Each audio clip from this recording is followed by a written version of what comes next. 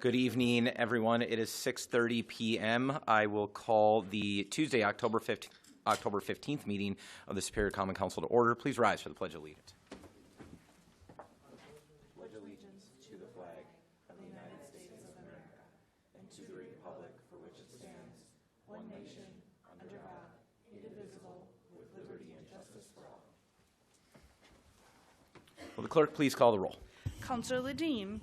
Councillor Van Sickle. Councillor Moffett. Here. Councillor Sweeney. Here. Councillor Fennessy. Here. Councillor Elm. Here. Vice President Ludwig. Here. Councillor Herrick. Here. Councillor Johnson.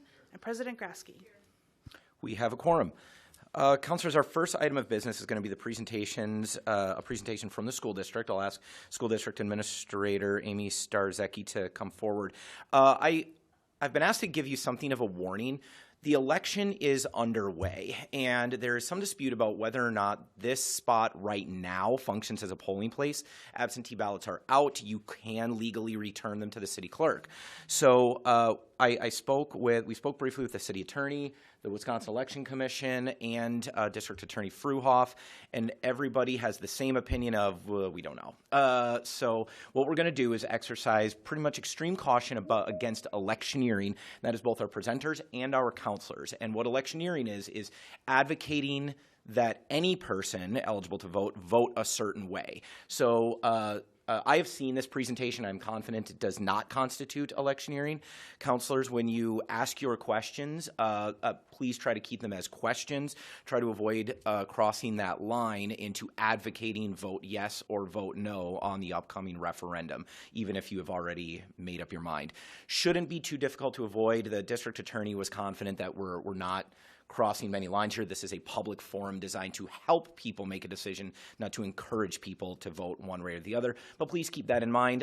And one final warning: this is not This is not a statute we can violate collectively. You can only violate it individually, and it is a criminal statute. So if one counselor strongly says vote yes or vote no, that will constitute electioneering. You could find yourself in a little bit of trouble. But I will be listening carefully, and so will the clerk, and we'll try to throw our bodies in front of you if you get too out of line. But we still thought that this was going to be an important presentation.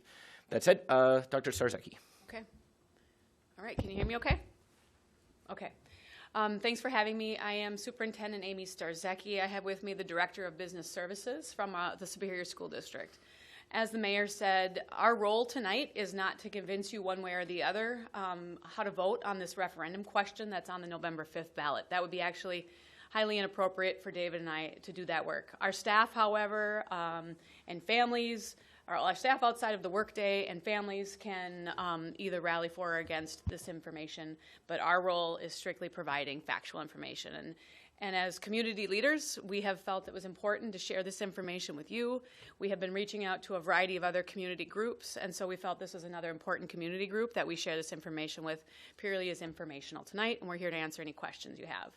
We want to keep this to 10 minutes, so I'm going to kind of go through this presentation a little bit quicker.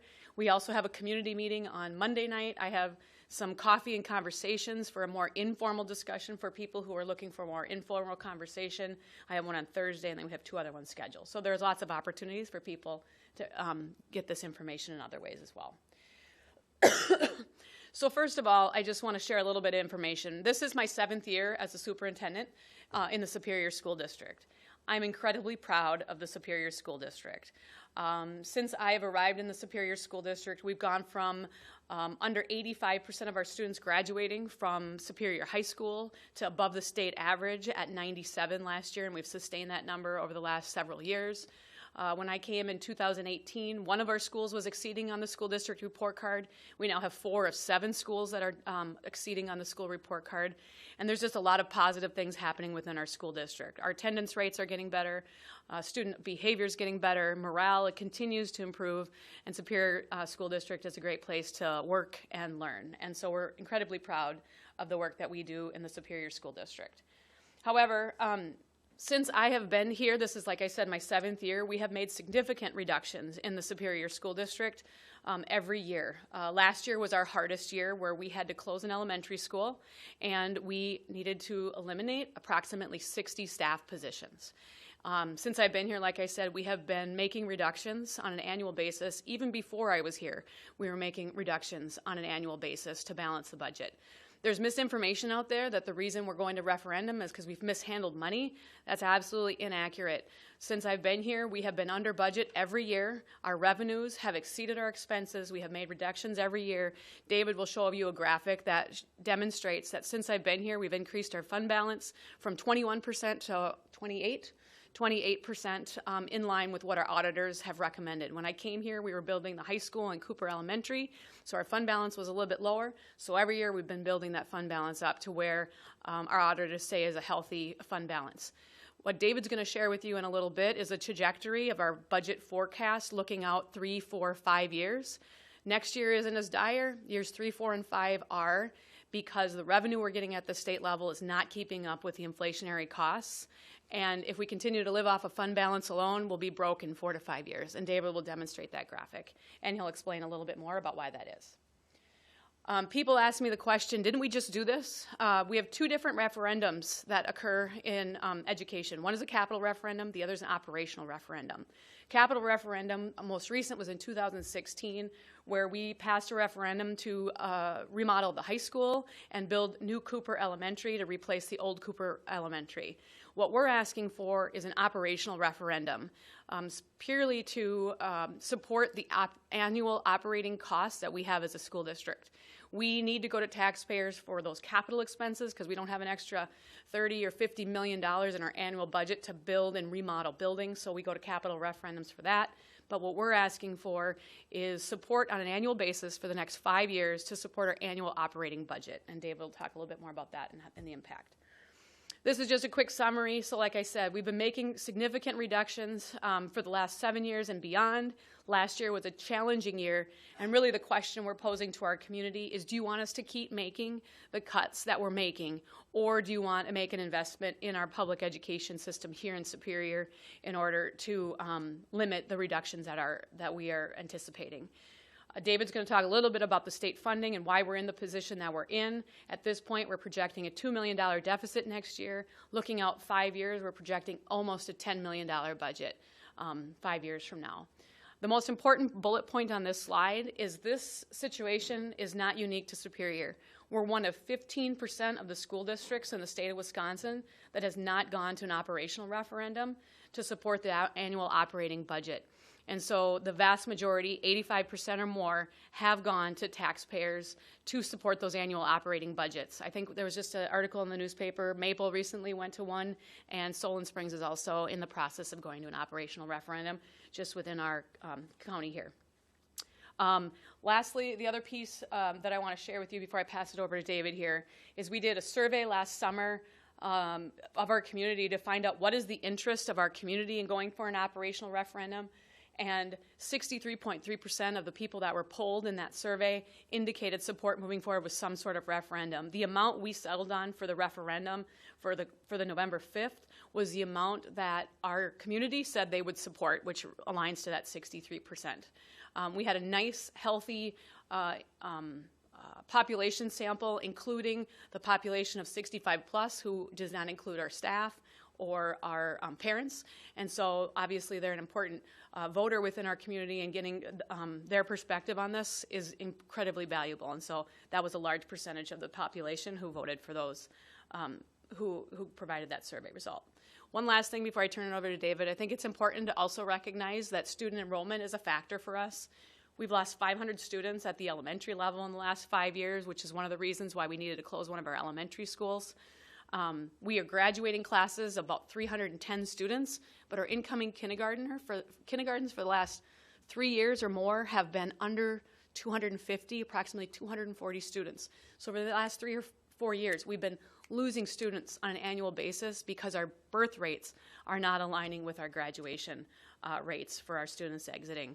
And this is just a graphic that shows how this looks different and how this is not unique to Superior, that we are seeing declining enrollment across 71% of the school districts in the state of Wisconsin. So I'm David C. I'm the Director of Business Services for the school district. I first have to apologize. Amy's a really polished speaker. I am not. So when I go over these slides, first thing, this referendum that it goes out there, it's a question on who's going to pay. Because regardless of what happens, somebody's going to pay. It's either going to be property taxpayers pay an additional $7 per 100,000 on their home, or our students are going to pay for it because we're not going to be able to provide the opportunities that they get currently right now. This slide gets me frustrated. This is the slide that shows what we would get per student if we just kept up with inflation. Back in 2009, the state decoupled CPI and revenue with the districts. Then 2012 came along, Act 10 came in, and a huge reduction on the revenue. And then since that point, they are not keeping up with inflation. You hear a lot of people say, hey, you got a whole bunch of money on that ESSER, the COVID money. Yeah, we did. At the same time, the state of Wisconsin says, we're not going to give you another penny. You got a whole bunch of money that's going to last for 3 years. We're not going to give you another penny. And then what happens after 3 years? They don't make up that difference. So we're never going to catch up with that because they stopped providing money at that point in time. During that time, they've also made significant investment in private school and voucher schools to the point where our students worth maybe $11,000 at the high school, but if you send them to a private school, they're worth $12,000 in the eyes of the state. So, as I said, that previous slide makes me frustrated. This one makes me angry. The state average per pupil of revenue that the state gives is $12,506. We get $11,244. If we received just the average that the state gives to all the other school districts, we would not be here. I would be at home with my son right now. We would not be going to operational referendum. This referendum that's out there will move us from 11,224 to around 11,750. We will still be almost $700 short of the state average, but at least it'll get us to the point that we don't have to give up the opportunities we're currently providing to our students. When I created this, we happened to be playing River Falls, and then so I added them to the chart. Afterwards, I wanted to figure out, like, why is River Falls below us? River Falls went to referendum in April. They passed. Drummond went to referendum in April. They passed. We are now at the bottom of this list. So at the very least, we are 371st out of 421 school districts on revenue provided to us by the state. We are the largest school. There is not another school that's bigger than us with enrollment below us. So this is the 5-year forecast. This is a big thing where people, one thing they're saying, oh, you're coming to the community asking for additional money. You guys must not be managing your money. This is proof we are managing our money well. We're going to be at about 28% for fund balance. Fund balance is the equivalent of your savings account. When we work with our auditors in the state, the optimal position is between 25 and 32%. We're going to be at 28% after we get our final close on the 23-24 fiscal year. Every single year we've been adding a small amount into our fund balance because we knew it was coming. With the way that state is subsidizing or paying for public education, we knew there was going to be a time where we couldn't afford it. And that's where this year we'll run a balanced budget. The next year we're going to be $2 million in the hole, then 4.5, then 7.8, until you get to 28, 29, and all of a sudden we're $9.7 million in the hole. Amy and I had to lay off 60 staff members to get rid of a $4.5 million deficit. I changed our staff's insurance for a savings of $800,000, which wasn't a good thing. It wasn't a good thing that I wanted to do to the community, but we had to find ways to make reductions on that side. That low-hanging fruit isn't there anymore. If we are going to make any cuts going forward, they are directly going to affect the classrooms. So. I'll kind of summarize at this point. We've got a few more slides here, but in general, people ask, why don't we ask more for the referendum? The reason we're not asking more is because our community survey indicated this is the amount that 63.3% of our community would support, and so we're trying to honor that voice. So ultimately, the referendum will help maintain class sizes and our current programs that we have available. However, if the referendum doesn't pass, we're looking at more significant cuts, and knowing the enrollment situation and understanding how significant of a deficit will be in 3, 4, 5 years down the road, we'll need to continue looking at whether we need to close another elementary school in order to save money to be able to make that happen.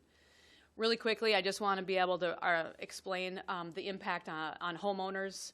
Ultimately, this is the graphic that shows what it will look like if you have a $100,000 home. It would cost you $7 a year annually in year one. In year in year 5 for a $100,000 home, it would cost you $79 annually. And the reason that that looks different in years 3, 4, and 5 is because the deficit we're projecting is much more significant.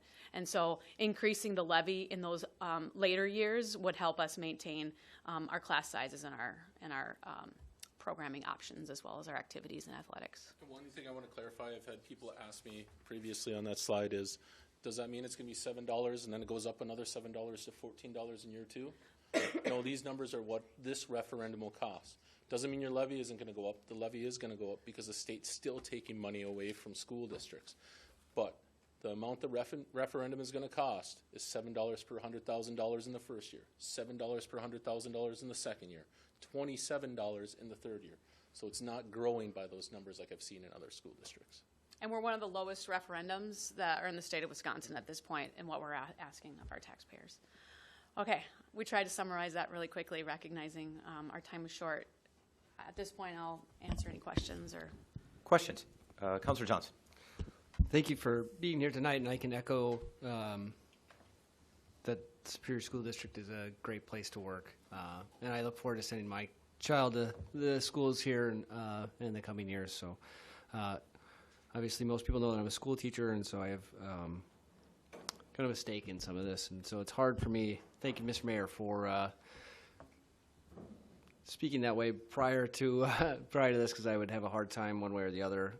But I do have a couple of questions, and I will keep it brief.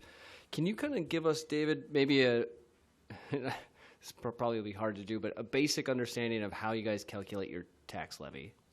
So our tax levy is, the state of Wisconsin determines how much you're going to get for revenue. So as an example, the state's going to come back and say, you guys get $45 million as a Superior School District. They do that based upon how many kids you have and how much the state decides your kids are worth.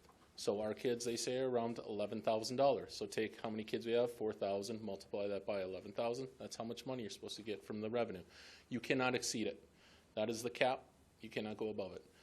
Then you take equalization aid. That's the aid that the states provide. That's their piece of the pie that they're going to provide to you. The ironic thing about it is, one, that's driven by your property values. It said Superior's property values has gone up higher than other municipalities in the state over the last 3 years. So EQ aid, our aid goes down. Our student count goes down, our aid goes down. And then ironically, the last one is, we don't spend as much money. We are being fiscally responsible and not spending as much. And they come in and say, you're not spending as much, you don't need as much, we're going to cut that down even further. So that's why you would see the levy increase, is because not because our revenue's going up, the aid's going down, which means the state's saying, go and tax your property owners. Thank you. I guess that would be an answer to my next question, then, as to why the levy has increased over the last few years. So ultimately, as your property values go up, you get less aid. As your property values as a community go down, you get more aid. And so that's the formula that they balance across each of the school districts. Okay. That's all I have for tonight. Thank you. Okay. Other questions? Councilor Sweeney. Do you know what % of your operating budget is salary, wage, and fringe? 80%. 80%, thank Which you. is a pretty typical of school districts. That's, what'd you say? Yep, the average is between 75 and 80%. We're right in line with that. The big thing is we made a significant saving on our health insurance, which is the benefits. That's the thing that really keeps me up at night, is health insurance increases 10% every single year. So, Councilor L. So you have a 5-year referendum listed here. This is only temporary. What happens in Year 29 6? and 30? Yeah. Yeah. So I'm going to be optimistic that there'll be a change in how public schools are funded in the state of Wisconsin. I do feel like our lawmakers in Madison are understanding and starting to listen, that the fact that the majority of school districts are needing to go to referendum. I'm optimistic right now that we will see some changes.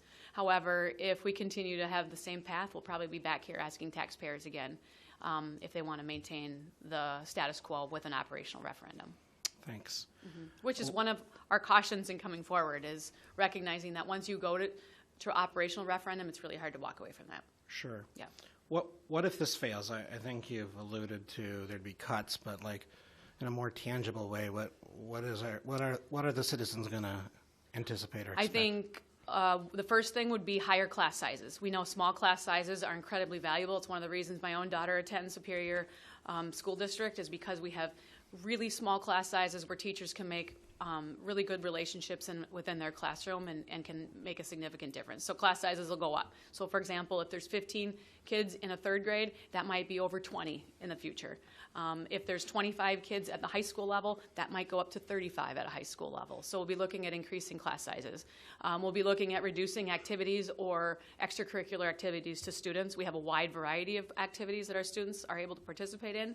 However, we'll need to be eliminating those. And then obviously, because 80% of our budget is in salaries, we would be looking at potentially closing another elementary school where we would have less staff, and those staff would become condensed within 4 elementary schools instead of 5. Thanks.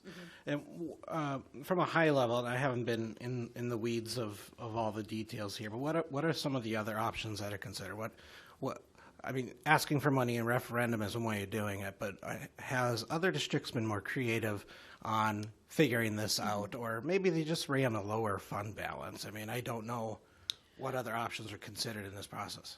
You know, you can tap into your fund balance, but not for the long term. You know, you can tap into it 1 year or 2 years, but if you rely on your fund balance, you'll run out of money. And so that's not a long-term plan. The other thing that we have done specifically is we've gone out for sponsorships and naming rights. We've acquired in the last year almost $500,000 from a variety of community partners within our community for naming rights for different parts of our facilities. So our community has supported our school district in that way. We received a significant donation from NBC Bank to help with some of our facility costs moving forward. Those are 2 big things that we've done specifically in our district. I think when you look at creativity, it's about staffing and making sure you're putting as many resources into the classroom. We cut 20% of our board office staff in the last several years, knowing that those resources need to be in front of our students and not in the board office. And so those are some of the things I think districts are doing. And I think it shows that we're being creative. One, what are we going to do, or what have we done? Close Lake Superior. What could we have to do? Close another elementary school. I tell people, and some people get upset about it, but we have 4 Corners that's out there. And when I talk to people, they're like, oh, it's too bad for 4 Corners. How difficult is it to bring all these kids in, as opposed to when we have 3 schools running just right down 28th Street? It's got all those options have to be on the table. The other part of it, we have been very diligent in trying to find grants and all that money, but it's really hard to come up with that money as a district.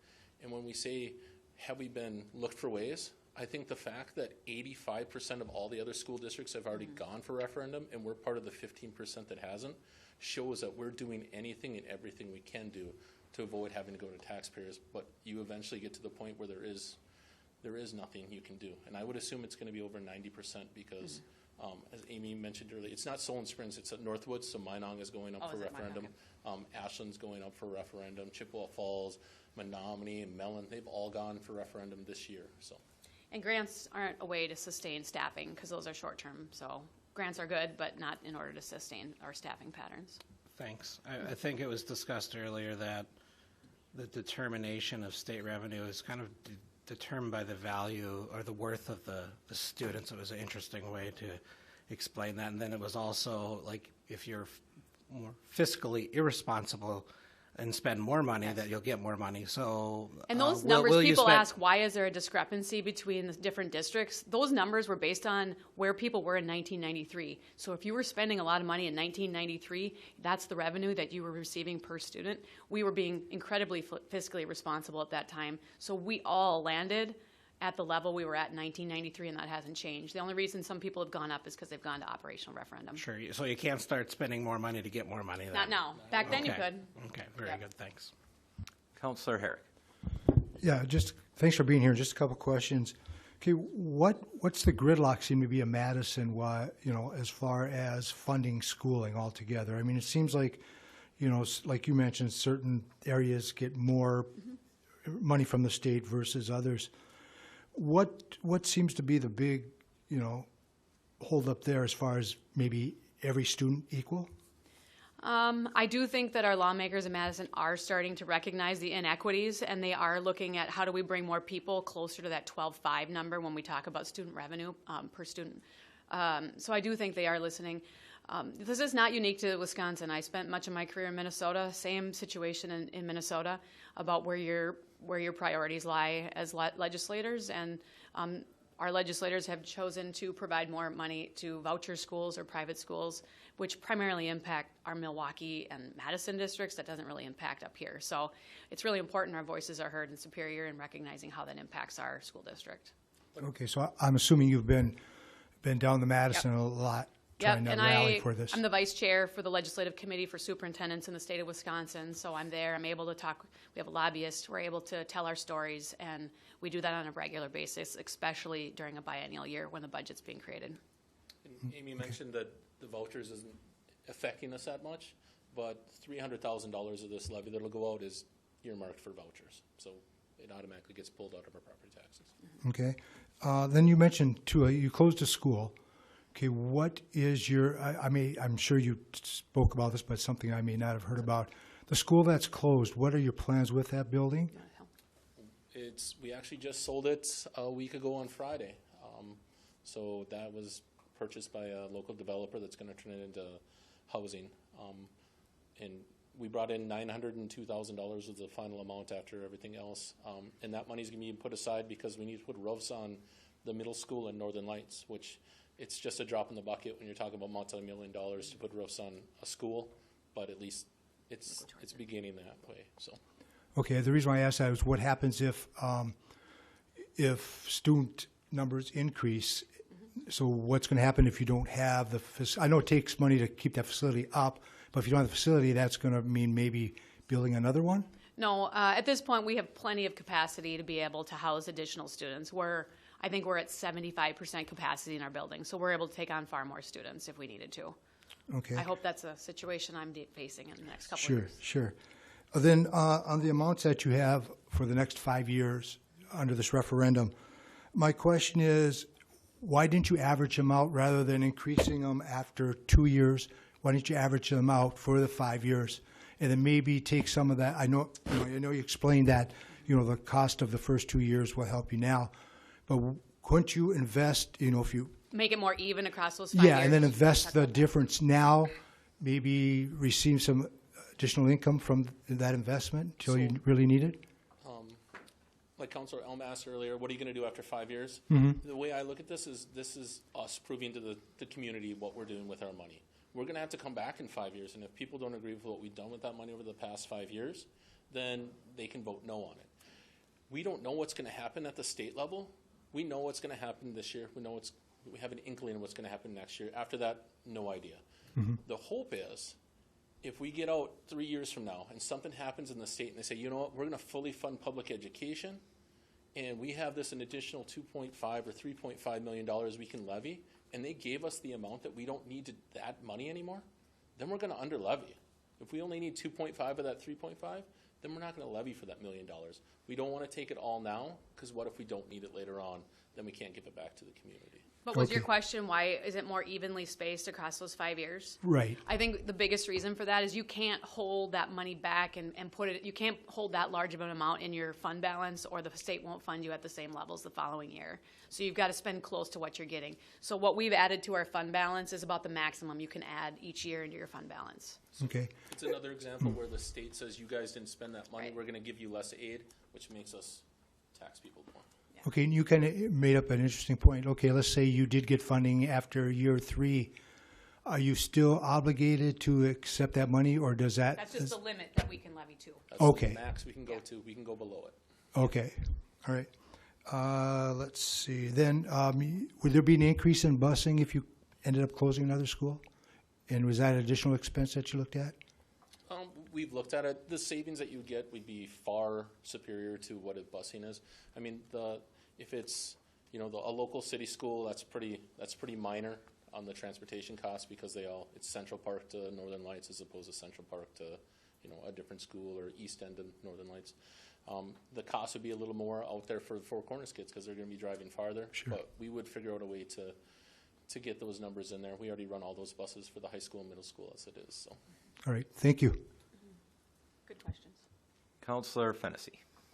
Hey, you guys, thanks for the presentation. The first question I had is The last time we went to referendum was 2016. That was for the capital. Was that like a 10-year bond? So that will come off the books in 2037. Oh, that's a super long bond. I was thinking it was like a 10-year bond, and It was could- $92.5 million, so it was a guess. significantly large capital referendum at the Yeah. time. Okay. And then so I'm looking at this sheet here in the handout. What is the current operating budget? Is that the 60 million? Yep, that was for last year was 60 million. Yeah, yep. Yep. And then so the Fund 10 revenue, is that the amount that you're getting from the state, that 11,000 per kid? Part of it is, and then it's also grants. So 80% of our budget is tied into what the state provides, and then we get federal grants, like IDEA, Title flow I. through titles. Oh, sure. Special Yep. education funding. Yep.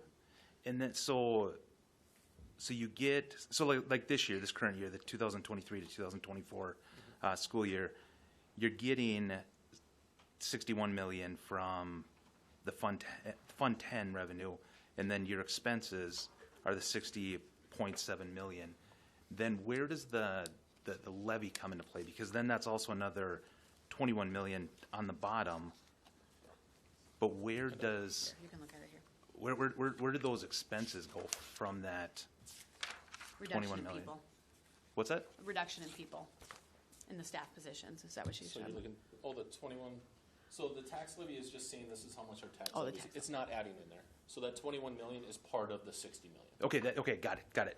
And then so when you're looking in the future years, the 24, 25, all of that, it's the revenue goes down slightly, Yep. and then the expenses go up pretty rapidly. Yep. Is that just anticipated more slower enrollment, lower enrollment? That's a factor. The enrollment is a factor, but also our inflationary costs. Just like he was saying, our health insurance will go up by probably 10%. Our utilities go up. So that's if nothing changes, then our expenses would exceed our revenues. So we would need to have to reduce staff positions in order to reduce the expenses to have a balanced budget. So it's like a 2% raise to the employees, which is going to be significantly below CPI. 10% increase on health insurance because that's what it has, if not higher. Our utilities cost, we usually do a 2 to 5%, but now we're talking 18%, which is an extra $100,000 I had to come up with this year. That's where the expenses are coming into play. We can't not heat the building. We can't put water in the gas tank of the buses, so those expenses are just going to be there, regardless if you take 20 kids away from me and they're across 10 different classes, I can't reduce anything. If I pull one kid out of one class, I can't lay off a teacher. I can't reduce heat. So the school districts are really good at getting bigger. Give me 5 kids, I'll spread them out, and I won't add a dime in expenses. Take 5 kids away from me, I just lost $55,000 and I can't reduce a penny. So. Right. Yeah, that makes sense. And then I think the last question I've got is, so when you're looking at the chart where it has how much per Student. per thousand or per 100,000 in home value for the levy, is that based on 2024 property tax values or anticipated 2025 tax values? So this is where Wisconsin does it a little different than what people think. Wisconsin has always told me that the school district has about, last year was $3.4 billion in property value. This year it's $3.5 billion. Honestly, I don't care what the city assesses property at. That's just your mechanic, how you guys decide, all right, this is how I'm going to divvy up this bill. The city of Superior makes up 76% of all property in our school district, so the city of Superior gets 76% of that tax levy. Then it's up to you as the city to figure out how you're going to distribute that money. So I've actually told people now, because the city has reassessed and actually gotten their value close to fair market value, the best way to figure out how much is your property tax for school on the school tax levy side going to be, actually take that new number you just got, because it's really close to fair market value, where previously that number wasn't anywhere near. So long story short, the assessed value is how that $7 after 100,000 would actually calculate for the city of Superior. I don't know if Parkland has or if Summit or if they've reassessed. But all I know is because I've talked with the city assessor, and he said, we're really close on value. He told me what he got for a final value compared to what the state said. they were pretty close, so. So is that, so for each one of those years, is it just a set dollar amount that you're looking for, and then however the property values add up to that dollar amount, or is it per dollar of assessed value, if that makes any sense? Because like all of everyone's values, for the most part, are going up next year. Does that mean if I had a home that was, $200,000 today, and the chart says $7 per whatever, tomorrow or next year let's say it's worth $300,000 just because of the reassessment, am I going to pay another 30%? It's all going to be on, if your property goes up that amount, the state has to say it went up that amount. So how it works is the state says, this is how many kids you got, this is how much each kid is valued at, this is the total amount of money you guys get. The district, this is how much money you get. Then it goes back and says, all right, City of Superior, you have 76% of that responsibility. So let's just say easy numbers. Let's say it's $10 million. The City of Superior is worth 75%. That means they got to pay $7.5 million. Then your assessed value is how it gets divvied up. So I give the bill to Jim and say, Jim, here's your $7.5 million bill. Jim goes out and says, all right, Brett, you own 50% of the property in Superior. You're going to pay 50% of the 7.5. Okay. The assessed value is how you describe. Yeah. So if I'm tracking you, the ask from you isn't necessarily the correlation between the property value and how much it's going to impact is more just for illustration purposes, but the actual ask from you is the 7.5 million, and then that gets divvied out over everyone, and then year 2, another 7.5 million, year 3, 10 million, or whatever that is, and so it's Evenly distributed. yeah, it's the amount that is already set.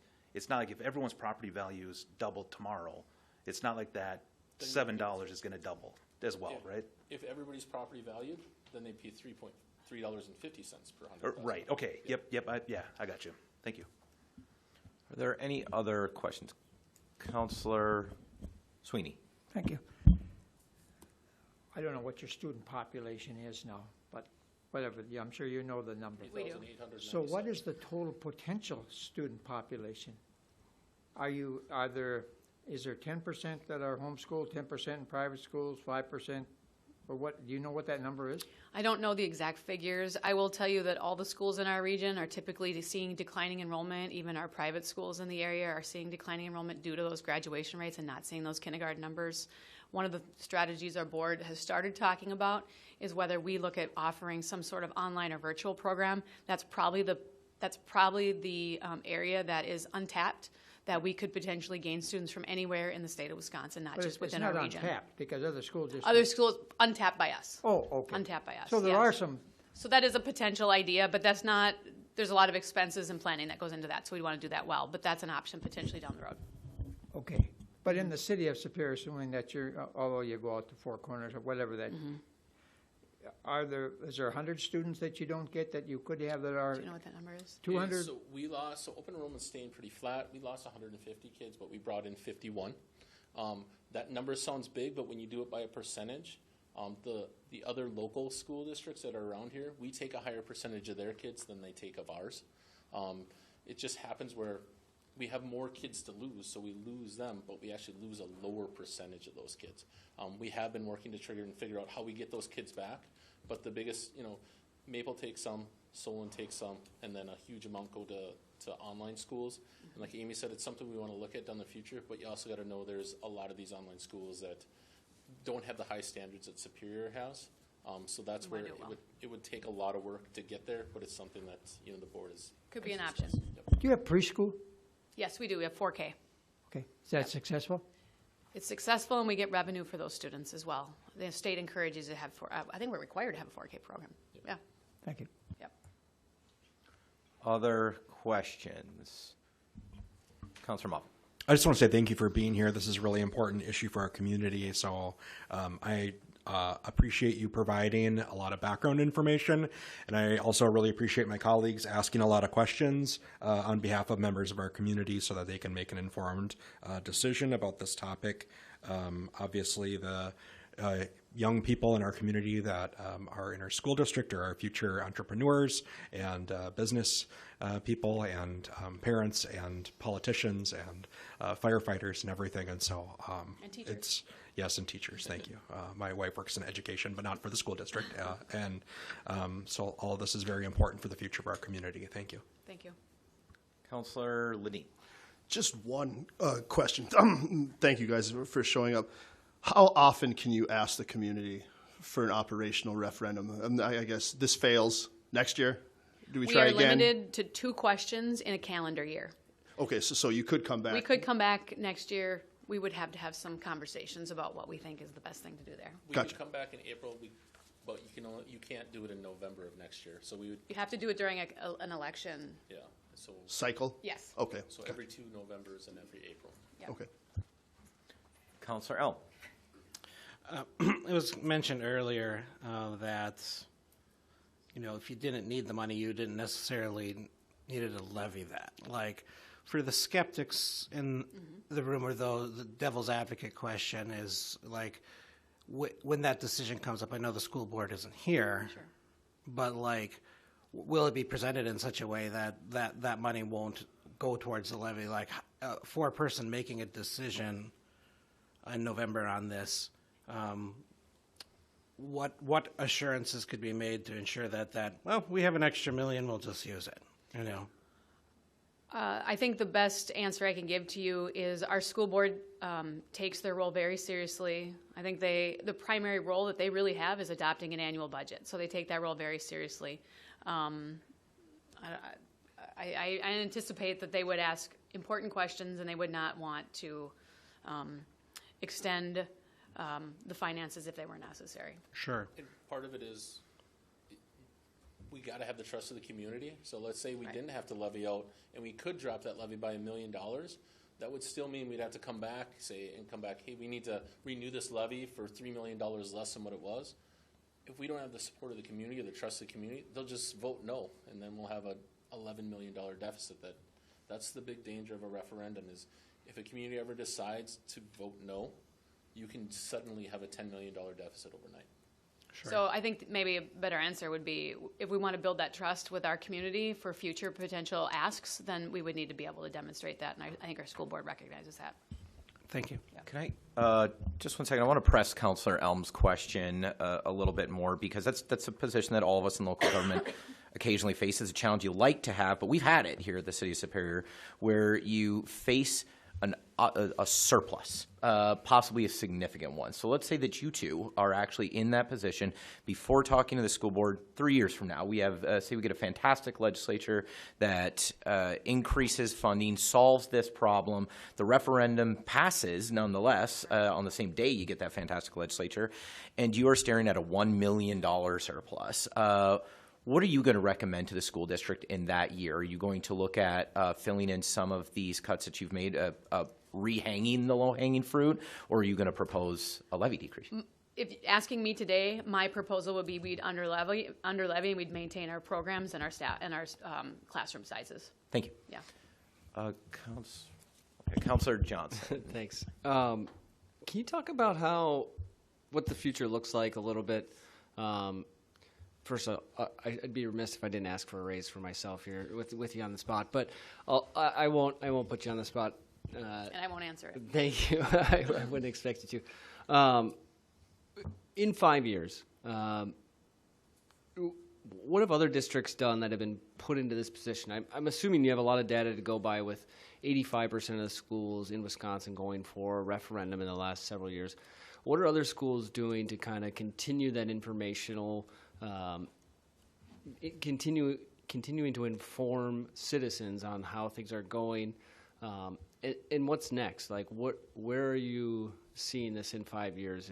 If you had a crystal ball, what would you say would be? First of all, we're going to continue to grow. We're going to continue to improve our achievement. We still have much work to do around increasing our reading and our math scores. We're going to continue to come back to our community on an annual basis and celebrate the growth that we make. And I think that's an important part of our ask, that we're doing good work. We want to maintain that good work. In 5 years, that's the other reason this is limited to a 5-year levy. It's really hard to tell what our financial situation is going to be like in year 6. And we want to be in a position to know exactly what the ask would be if there was an ask in year 6. And so, Okay, What thank I you. would like to see is just, like if you guys have seen out there, Spartan Manufacturing, amazing organization out there that are teaching kids how to weld and to get out and have a job as soon as they graduate, getting them prepped for college and all that stuff. Unfortunately, those things aren't required by the state or mandated by the state. So what's the first things that have to go? It's those extra things, those little opportunities that are out there. So the goal would be to keep those, and not only keep those, but grow those. Spartan Manufacturing is something new that Amy started up, or approved and had started up. We want to find new programs, cool things that are going to really help kids. Charter schools on online charter schools, things like that. If we don't have the ability to even just maintain what we have, how would we ever grow? So, Thank you. I'll just say there are some online programs that Superior High School does offer right now. not to outside students, But not only to to our outs- current yeah, students, right? I just- And we would need to have a different model if we were going to attract from outside our school I district. just wanted to clarify that a little bit. Thank you. I really appreciate you guys being here tonight. We appreciate your question. It's nice to have the leadership of the district and the leadership of the city working together to inform the community. So thank you. Councilors, we are 45 minutes in. Are there any councilors that have not taken the mic that would like to ask? Councilor Vincent. Thank you, Chair.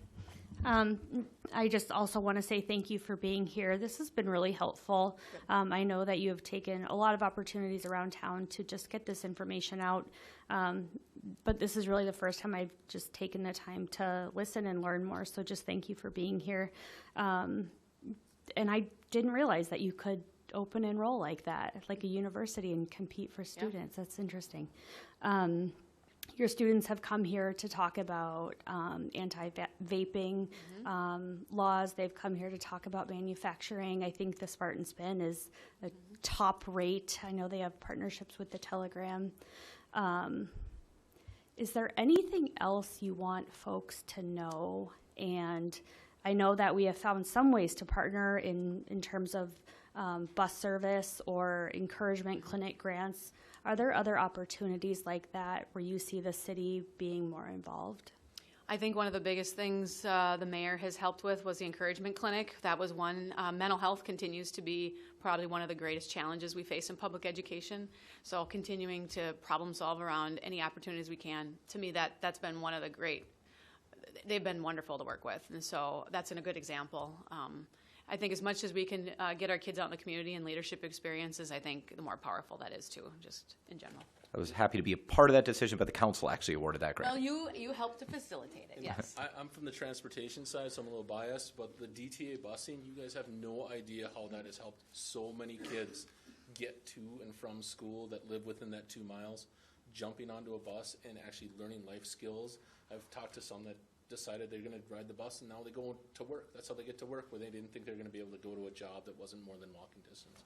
As far as anything the city can do, maybe it's not so much the city, but people here, share this information, because there is so much misinformation out there. If you can just share it and be like, here are the facts. It really is $7 per 100,000, 58 cents a month if you have 100,000, $1.16 if you have a $200,000 home. That's literally what it is. But people don't believe that. They don't trust that. So. Are there any final questions? If not, thank you both. Thank you. Item 4.1 is the approval of the October 1st, 2024 regular council meeting minutes. Motion is by Councilor Herrick, second by Councilor Allen. If there's no objection, one correction came into me to reflect that Councilor Dean was present and not virtual. Okay, are there any further corrections? Hearing, we will make that correction. All those in favor of adopting the corrected minutes, please signify by saying aye. Those opposed say no. Motion carries. Item 6.1 is report from Mayor Payne. Good evening again, councilors. All of my report focuses on the election that is coming up in just a few weeks here. First, I get to speak on behalf of the clerk here. Her office is doing an outstanding job in the greatest challenge a city clerk is ever going to face, which is a presidential election. Please join me in wishing her and her team the very best of luck. It has gone very well up until now. That is no predictor of how it's going to go tomorrow or any day until the election, but I am filled with a great deal of confidence.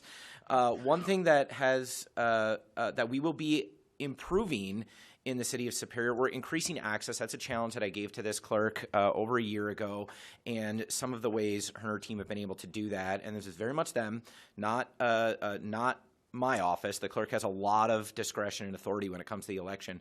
They have installed 3 ballot drop boxes that anybody can return any absentee or local absentee ballots to. They are outside this building, at the Superior Fire Headquarters, and at the Bong Veterans Museum. Those are secure at all times, and we have already had several ballots dropped in those boxes, correct? We are also, and then help me with the hours, we're expanding early voting, which will begin 1 week from today. Namely, the clerk office hours are going to be open later to allow folks after work until what time? Till 5:30 each night. So to give folks more of a chance to come in and vote early for those 2 weeks leading up to Election Day. Quick reminder, I'll remind you again at the end of the meeting, because of the election, we never hold our council meeting on the night of an election. So our next meeting of the council will be Wednesday, November 6th. And the funnest part about my update, we completed, or the clerk's office completed their I Voted sticker contest. There are 5 winners, young folks in the community. Were they all young folks? No adults? Okay. This is one of them, and I highlight this one because we have one of the winners here, Mr. Graham Martin. I'm sorry, Scouts Graham Martin. Do you mind standing up? Yeah, I did not tell him I'd be embarrassed. And until you get to pick your sticker, is that right? Or are there different stickers at different There'll be polling 5 places? stickers at all polling locations. You get to pick your sticker. So we'll see how well Graham does in the real contest. I obviously will be talking quite a bit tonight, so that is my report until the next meeting, unless there are questions. If not, we can move on. Item 6.2 is a request to set a public hearing for 6:30 p.m. on November 6th pertaining to the proposed 2025 general fund budget and subsequent amendments. Motion is by Councilor Herrick, second by Councilor Elm. As usual, councilors, this just sets the public hearing and gives the public a chance to weigh in on the budget. All those in favor of, I'm sorry, is there discussion? Hearing none. All those in favor of setting the public hearing, please signify by saying aye. Those opposed say no. The motion carries. Item 7.2 is the business of the Public Works Committee with a meeting held on October 3rd. Is there a report from the chair? Yep, thank you. The Public Works Committee had a pretty hefty agenda. You likely noticed it was more than 300 pages. I will be as brief as possible, but also tried to give those discussions and those items their due respect. So there are, I think, 5 items to approve and a resolution regarding the Blotnick Bridge preparation and reconstruction. I apologize, sorry.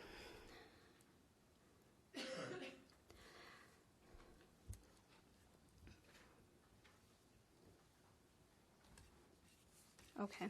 Well, we want to first thank Darian McNamara for coming to the Public Works Committee and to the folks at the airport, Superior Flying Services, who hosted our meeting there. Darian gave a really comprehensive explanation of the SAMP program. That's the Special Area Management Program. And Darian is a professional, licensed wetland delineator, assessor, and she has been running that program for a long time, more than a decade. The SAMP program is a really interesting tool that the City of Superior has in terms of development, and her job is largely discerning the functionality of those wetlands in the City of Superior. Another thing that we covered that we have been covering all summer is a recurring item. 4.1 was the monthly report for Superior Water, Light, and Power to give an update on their lead lines inventory. Again, just as a recap, Superior Water, Light, and Power was awarded a grant as an accelerator community from the Environmental Protection Agency to build an inventory in order to be compliant with the 2021 lead and copper rule issued by that same agency. They were contacted several times by myself and the staff, and they did not provide updated information for that item. However, that inventory is due to the feds this week, so we should find out what that looks like, and there should be a website up very soon.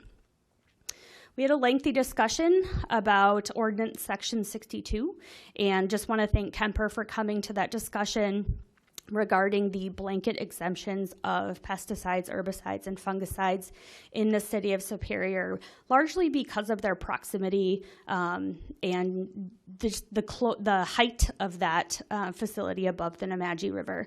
So they were helpful, and they agreed to help us rewrite that ordinance in a way that makes the most sense for them.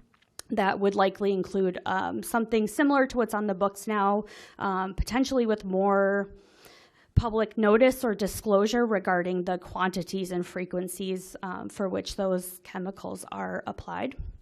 So they agreed to help rewrite that, and they will come back for the December meeting.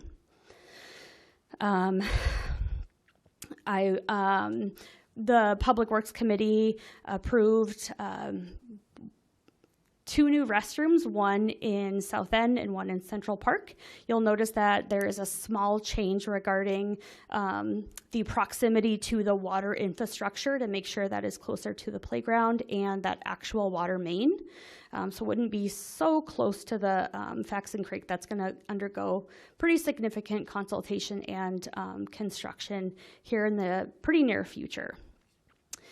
There's a resolution here that Director Janigo brought forward in order to start preparing the city for the reconstruction of the Blotnick. So these are multiple at-grade railroad crossings to make sure that those are in better condition than they are today. And we've had some success, I think, and some pushback around doing them in big groups, but I think this will be the best for the ones they've identified at this go-around.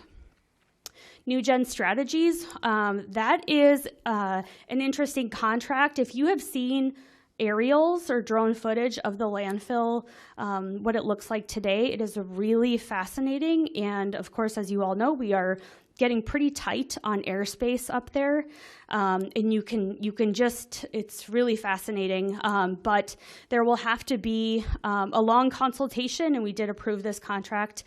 This is an organization that has worked with, I believe, Adams County in trying to just put all the options out there for what a municipality can do in our situation moving forward, whether that's a transfer station, whether that's any of the options that can exist for a city that will be in transition. So they're going to help us at least just decide what even those choices are before we have any decisions about what that looks like moving forward. This is sort of related, but in item 5.6, we approved just more than 500 garbage carts, and post landfill closure, residents will be incentivized to produce less waste. These will be weighed, our trucks will be weighed, and the amount of waste that's coming out of the city will have more of a price attached to it rather than the flat rate it is now. So whether you're composting now or curious, but we did talk about the potential of people having the choice to at least choose smaller carts if they have smaller footprints or smaller households in a way that makes sense for them.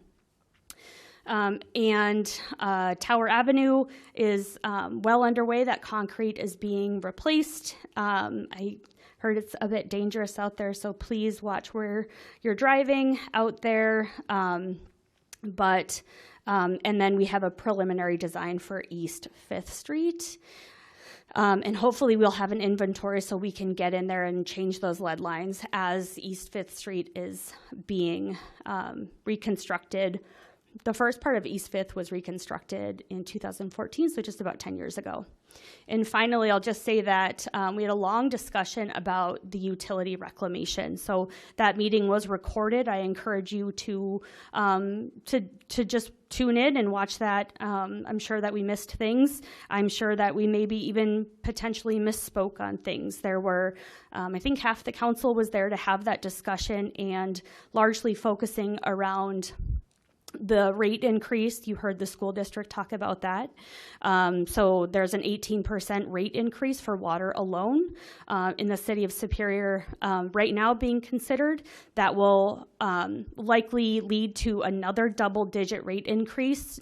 So implemented in 2025, 2027, and then every 2 years thereafter, 27 and then 29. We expect double-digit increases for that as well. The two state laws that I want to point out is one, the state law that creates and enshrines a monopoly to a utility providing water, light, and heat. So there's no way that you can create competition when it comes to things like having different providers, similar to the situation we're in now with internet. So the city of Superior, the residents here are uniquely crunched by two monopolies that raise the rates every year, and we have no choice in that. So we talked about the commercial paper that's liquidated and taken out and what that depreciation looks like, particularly when it comes to their percentage of lead lines. So again, I'm happy to take any questions, but I only want to point out one more thing, and that's a comparison. So the Public Works Committee spent a lot of time talking about what that actually looks like and what citizens could expect. So the last utility to reclaim their water utility was Beloit. And we have a lot in common with Beloit, but if you want to think about comparables, I would point to Neenah or Stevens Point. And they reclaimed their utility in 2003 for $20 million and expected a 10% drop immediately, but because of course there's always that 10% profit margin on top of the rate increases. So their rates have held very steady, and just as Beloit's a slightly larger city, but I would just say that when you look at your utility bill, you'll see there's a flat rate to connect your house to utility. That's $18.25. There's also a flat monthly fire fee. That's $13. So $31.25, that's before you pay for any water. For the same flat rate connection fee in the city of Beloit, it is $7. That's $18.25 to $7. And then the second point, the fire fee, ours is $13, theirs is $4.50 every month. So quarterly, you are paying $100 in the city of Superior before you get a single drop of water. And again, you heard the school district talk about those costs. So it's people running salons, laundromats, this building, the county, the school, child care centers, small businesses. Everybody's going to have this massive increase, and that is before they use a single drop of water. So that is 2.7 times higher. And then once you add water on, the citizens in Superior pay $5.66 per cubic foot of water, and in Beloit they pay $1.72 per cubic foot. So again, the rate increase, the lead lines, all spurred this conversation. So I just want to thank everybody for having this discussion. I know it's been difficult in a small community like this. However, we are the very last ones to be paying such a premium for private water. The committee took no action. There's nothing on the table.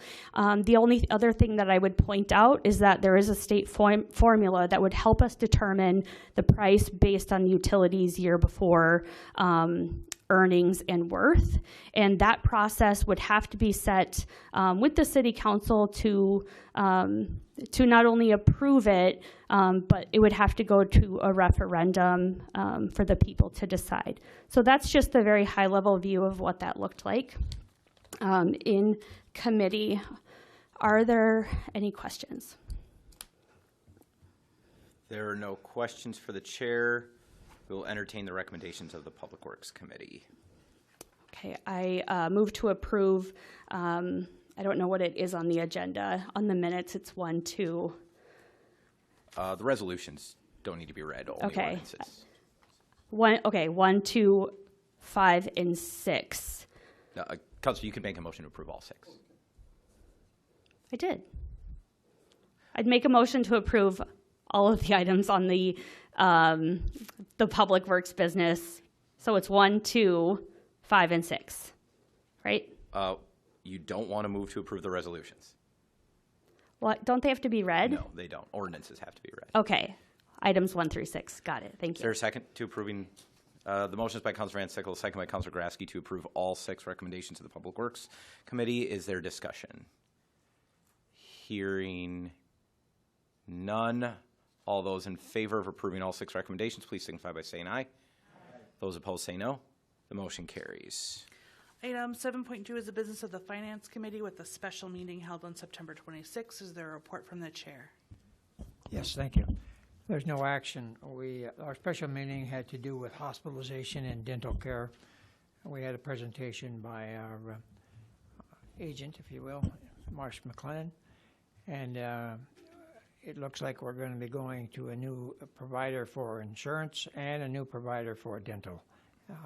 We put that, there was another meeting, but for this specific meeting, there's no action, but I can tell you that we spent a lot of time and we have good news. We're not going to have a rate increase, as I think the school board indicated, perhaps a 10% increase in hospitalization. So to tribute to all the employees who kept it, it's a win-win deal for us, and so we're happy about that, but we will have more to report on next month. Thank you. Unless there are questions for the chair, we will move on.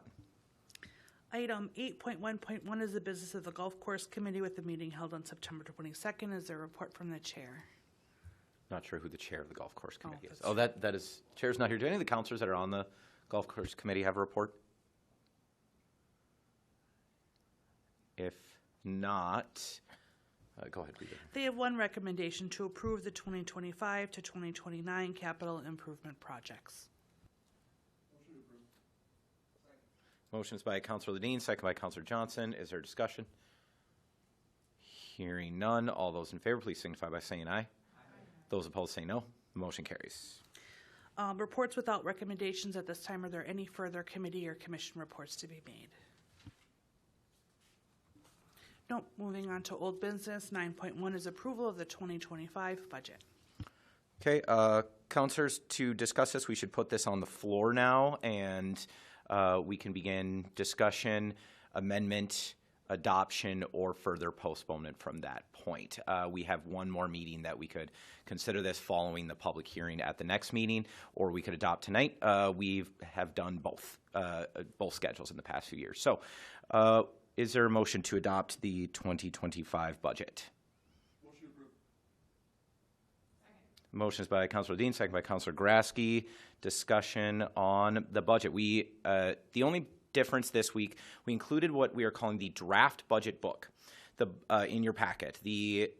That contains the statutorily required items that you must pass, with the report, the expenditures, the revenues, the debts. It contains several other things, but it's going to contain much more by the end of the year. So all of the budgets that are going to start working their way through committees in November and December will ultimately end up in this book, as well as all the descriptions of the city, including your own pages and mine. The goal is to adopt a final book by the end of December, so our final meeting in December. Obviously, that may push into early January. Usually it's middle of spring by the time we finish adopting all of our budgets.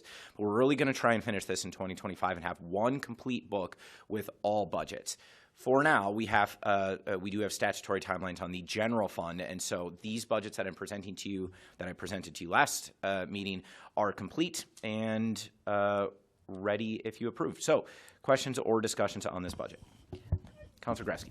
Do you did you mean 2024 or do you mean 2025? I mean, this is the 2025 budget. We want to finish the Oh, book I see. Okay. in 2024. I see. Okay, and then when you speak about these other budgets, will there be separate discussions on, there's timelines for ARPA, SLFRF? Will that be on this floor, or is that something that will come to us at a certain point in time, or how is that going to work? The ARPA budget, I don't know that Director Reinhardt and I have had discussions about whether to include that in the budget because it's largely going to end this year. Not really. There's going to be some funds that are going to keep spending all the way to 2026, but we do have to make a final cleanup update. We'll probably do that as late as possible so that we know all true expenditures. I want to say as late as possible. I don't mean that last meeting in December. We're going to need to give the council time if you want to hold it up, make significant changes. But we're down to the tens of thousands of dollars where we have to make decisions, probably much less than that. So there will be some cleanup to address what has been moved around. Most of what's been moved around and that we'll propose is some items went over budget and some items went way under budget, didn't spend their money, so we just reconciled those two things. And I think the last I heard, we're probably going to be sitting on around $10,000 or $11,000 to decide. Yeah, I know in the past we've sat here as a council, and if we adjusted something, we approved that as a council. So is that something that will be expected of us by the end of the year? Okay, yes. Thank you. Councilor Herrick. Yeah, a question I have is, I noticed under the federal revenue, under the revenue budget, that there is nothing listed for any type of federal grants where there was the previous 2 years, and of course from 2025 onward, there's nothing listed. How is that going to be something that'll be included in there for final approval, or where would those numbers come from? That was a very specific grant, and it's slipping me. I think you actually answered this question last time, Director Reinhardt. Yeah, we talked about this last time. So that's our federal our Federal Transit Authority grant, which goes directly to the DTA. Oh, okay. So in the past, we did recognize that as a revenue and expense. So it had a direct correlation to each other. It was 500,000 in and 500,000 out. So during our 2023 audit, or 2022, I think was the first year we did this, the auditors pointed out to us that that wasn't really our grant, and that the DTA should be reporting directly on that grant, and they recommended we remove it from our financial statements altogether. Okay, now I remember the conversation. Yeah, thank you. It does look quite stark on the. It looks does. like a significant loss. Yeah, of revenue. yeah. Thank you. Further discussion. Councilor Fennessy. I guess the biggest thing that gives me hesitation about this budget is that, and we talked about it last meeting, is that $10 million bond that isn't really tied to a specific project. I mean, it kind of is, it kind of isn't. And I get that, you know, what you were saying last meeting is that you wanted to kind of put everyone on notice that we might need this. We're hoping for some grants, but we might need this, we might not. And the only problem with that is if we're going to debate the merits of taking out a $10 million bond, it should be coupled with a project. This is something that's so important to have that we have to take out a $10 million bond for it.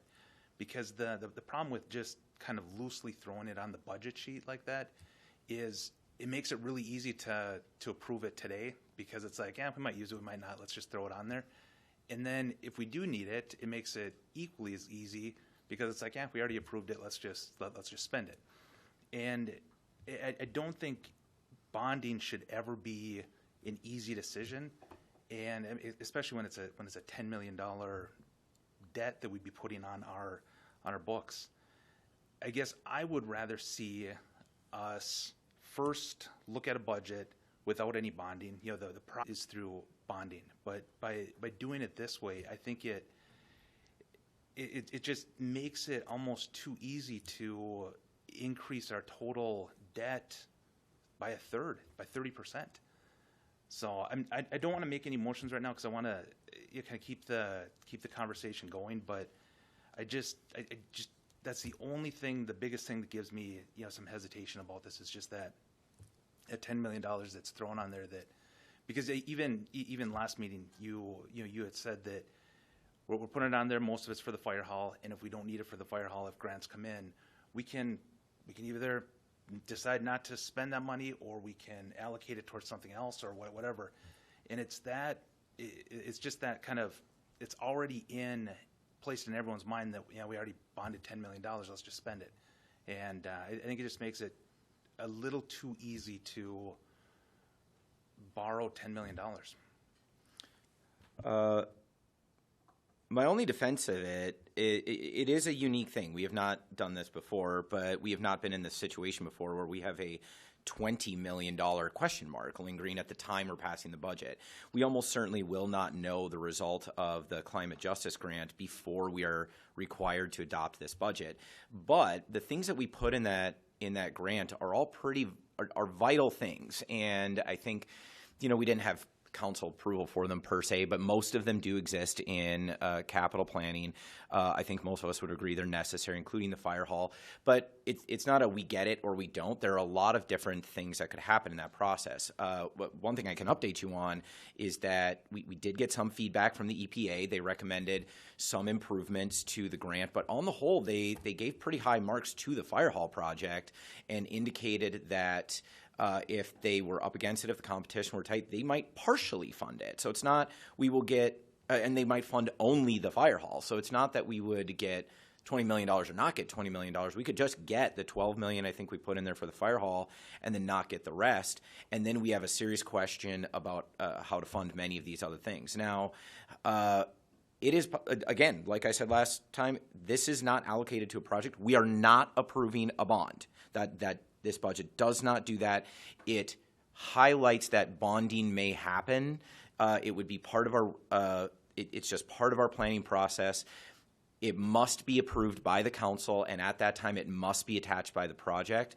And the only part that I would really disagree with the councilor on is that, I think you ought to give yourselves a little bit more credit. I think it doesn't make it too easy. All bonding decisions are individual decisions. You will evaluate it on its merits. That would be a big decision when you make it. It would be every bit as big as Councilor Fennessy describes, that you would be increasing the debt of the city. You would be imposing it on the tax rolls. But I don't think it reduces the gravity of that decision to alert the public that might happen now. That said, I am having a hard time seeing the consequence for putting it on. That's why I put it on here. I think the two options are it's on or it's not. And I think it's better to say we are thinking about using it, and then we use it or we don't. And we've at least let the public know we're having this conversation. We may entertain new bonding. Or we could take it out knowing full well, everybody here knows if we don't get that grant, we are almost certainly still doing that fire hall, and then it'd be much more of a surprise. It's a bond that nobody had prepared for. Now, to a certain extent, this conversation right here helps alert the public to that, but not everybody's watching this meeting. So I think having it there to say, we do not have enough money in this budget to fund vital needs without that bond. I think that is a true statement, but I don't know how much money I will be able to access by the end of the year, early next year, to fund these things. I'm not married to it. I just believe that it was more transparent, because if we don't get that revenue, I almost certainly will be coming back to the council for a bond. I mean, I could make a recommendation too for a little transparency on this, is that we make sure the fire hall is included within the CIP expenses, and then you're definitely providing a purpose for that, saying, hey, this $10 million is going to be used for bonding if X doesn't happen. Then you're making it very transparent to the public as well. I could conceivably support that. The reason that I didn't do that in the first place is, when we apply for a grant, we like to say that the money's not there and that we can't do it without the grant. That said, now we are saying that. We're saying, look, the money's there, but it's bonding. So if that makes folks feel better, I would support that recommendation to put the fire hall expense in the budget. We'd have to peg it at $10 million, and I don't think it's going to be $10 million. But Councilor Fennessy, I'm going to recognize you still have the floor. Okay, yeah. I guess the thing that the part of it that just kind of sits uneasy with me is we don't know if we need it or not.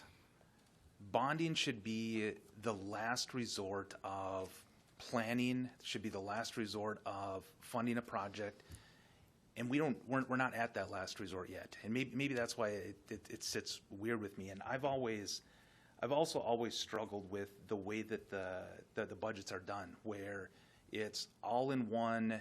Here's our revenue. Here's how much we're bonding. Fire hall. Do you want to bond 1.5 million for roads? Do you want to bond, whatever? Because then it puts the bonding on a direct project, where the way we have it right now is there's a $10 million bond in there, and at the bottom of the balance sheet, it's like, yeah, we balance the budget. It would be like a family forming a budget, assuming that they're gonna have to borrow $10,000 in credit card, and then halfway through the year they're like, hey, we've got all this extra money. Let's go on a vacation. But it's like right now we don't know what that $10 million is for. It might be for the fire hall. It might be for roads. It might be for the transfer to the general fund. But I think as we wrestle with the legitimacy of bonding anytime, it should be just for like a particular project, not just, well, here's the balanced budget, and to balance this budget it required $10 million or $5 million, or whatever it's been in the past. And I think we've done a fantastic job in the last quite a few years of being able to balance that budget without bonding. And I think that's a commendable thing that this council has done. But this is like the exact opposite of what we've done, where it's just like, yeah, $10 million, and we've got a balanced budget. I guess that's the thing that I just don't like. Councilor Johnson. I had a couple of things to kind of talk about along those same lines.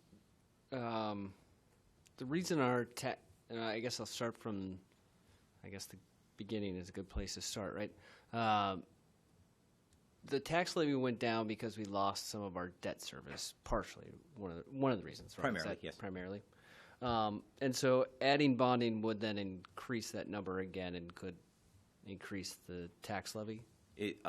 Depending when you do it, but yes, it would be in 2026 that would happen. Okay. And the $10 million,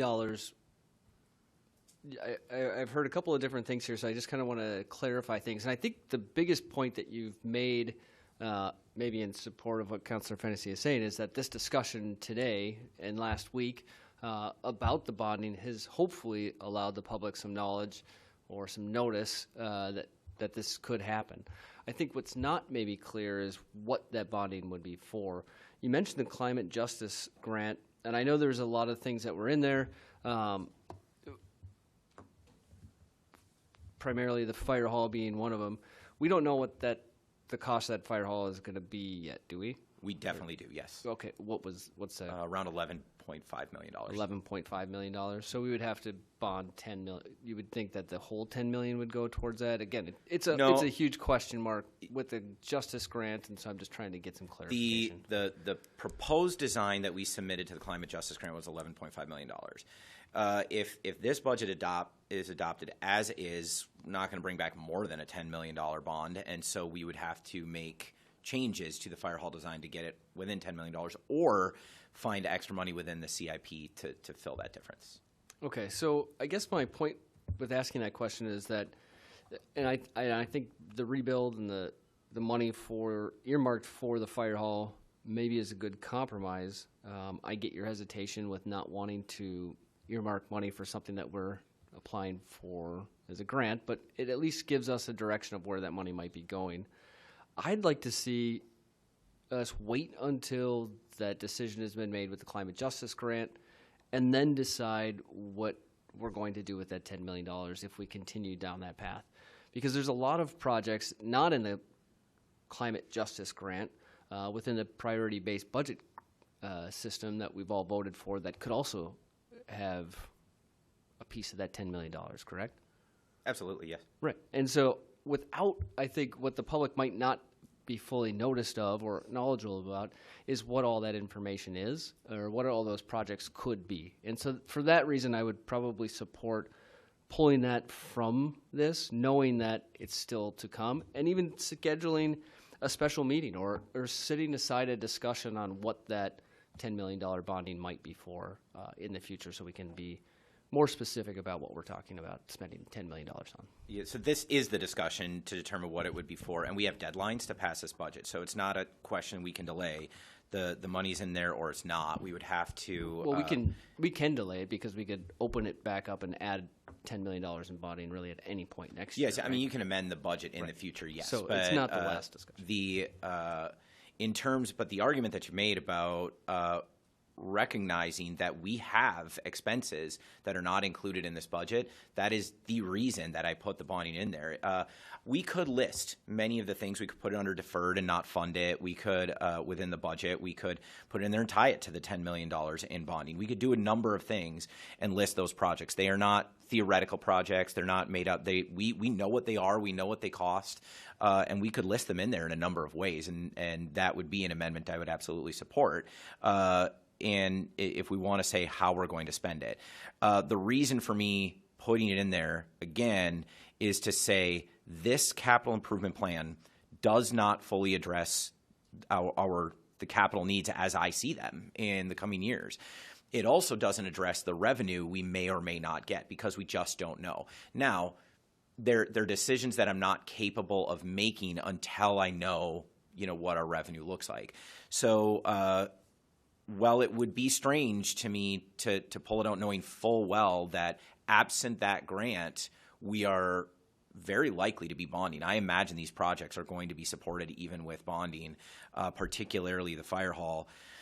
So to pull it out, only to bring it back later, it doesn't admit that we've got expenses that we're not addressing.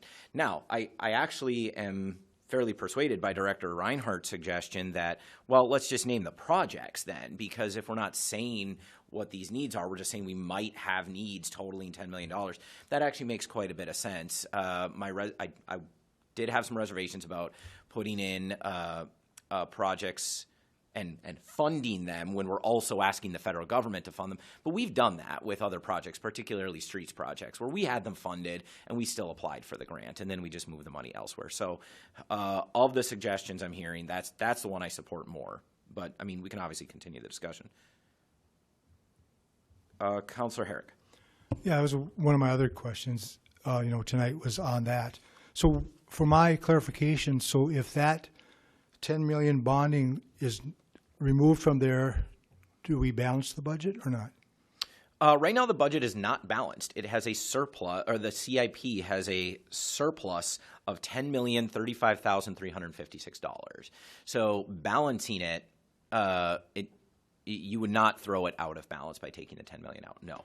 Now, if you put projects in, you would bring it closer to balance. If you took the $10 million out but put the projects in, then you would throw it into a serious deficit. But that is one of the strange things. It's got this massive surplus sitting there, but that's because of bonding. Yeah, because this is fairly new to me of all the years that I've never seen this done before, where it's included within the budget. So that's why I'm kind of leery about it too. And the points were made up tonight that if we need to bond, we can. And what's nice about this meeting and the ones prior to that is that we're letting the people know. And I don't think we've ever really let them know in a budget before that we'd be bonding for something. It just if it happens, we bonded for it. No, we've always let them know when we were going to be Well, yeah, bonding. that's what I'm saying, but we didn't have to include it in a budget. We always included it in budgets when we were planning on bonding. In bonding? Yes. So why it hasn't been there the last few years is we just haven't taken out any bonds, and we haven't projected any bonds. But, for years, prior to, I forget what our first year without bonding was, probably 3 or 4 years ago. But prior to that, you would see bonding every 2 or 3 years within the CIP, sometimes predicting it all the way 5 years out. So bonding, and it was not tied to one specific project. It was tied to the capital improvement plan. So it was doing things like street projects. And then when we took out the bond, when we had the singular decision to take out a bond, that was the point we tied it to a specific project. So putting bonding in for revenue is the normal way to do it. It's just that was used to balance the budget. The difference here is it's creating a surplus because we don't know what projects we're going to be funding. Keeping in mind, those projects could be zero. They could be nothing. We might have revenue to fund the projects that are coming up. And so if we do, then we just wouldn't bond. I'm hearing some concern that, like, well, if the fire hall gets the grant, then we would use the bond for something else. Probably not, actually. We could, but I think with every other project in the climate justice grant, there are other options than bonding. They're not all perfect, but a bond becomes very unlikely if this fire hall is grant funded. Okay, so it has been included before in other budgets? All of them, yes. Okay, all right, thanks. Further discussion on any point in the budget, any item in the budget? Councilor Moffett. I'm hoping we would hold this item for another meeting to give the public another chance to look through it, and for my colleagues and I to have a chance to look through it more. When we talk, one of the things that gets me in here is when we talk about the need for increased revenue in the form of bonding. I don't understand why we're lowering the levy when we are talking about also bonding for projects, and of course we talk about the primary project being the fire station, but we're also in need potentially for other projects in town, and so it's not a significant reduction, but I'm not sure why we're stuck on this, like, have to lower the levy so it makes us look good to the public. We're lowering your taxes, when in reality we're just setting ourselves up to have to increase it in a couple of years, or to put a bond in place for projects. And so I guess I have a concern about the levy amount, and I'd like a chance to look through some of the other budget items some more too, but curious what my colleagues have to say. Mayor Payne, do you mind if I talk about the levy a little bit? Sure, right after I do. Okay. Yeah, I'm going to support any motion to postpone. I've always found it strange that we might adopt a budget before the public hearing. And in the future, I think we should try and set that public hearing a little bit earlier in the process. So I'll definitely support that. The only point I wanted to make about the levy is probably the same point you're about to make, but this was not a policy decision this year. It has been in years past where we just took less revenue. We could afford to, so we did. And that's not really what happened this year, as I think Councilor Herrick alluded to, or Councilor Johnson, I forget. The main reason the levy is going down is because debt is being paid off, and we're not taking out new debt right now. So that levy, if we end up bonding, this bond is in this budget. It's in 2025, and so the payments would come on in 2026, and that's when the levy would start. So the levy would go up in 2026, but I don't know that we have the option to raise the levy short of taking out a bond, right now. As in before the end of 2024, then we could raise the levy in 2025, but that's about our only option. So I'm definitely talking about a levy decrease because it is a part of the it speaks to the fiscal health of the city. It's a very good thing that it's going down, but we didn't decide to lower it this year. That has happened in the past, but not this year. You want to say more, please?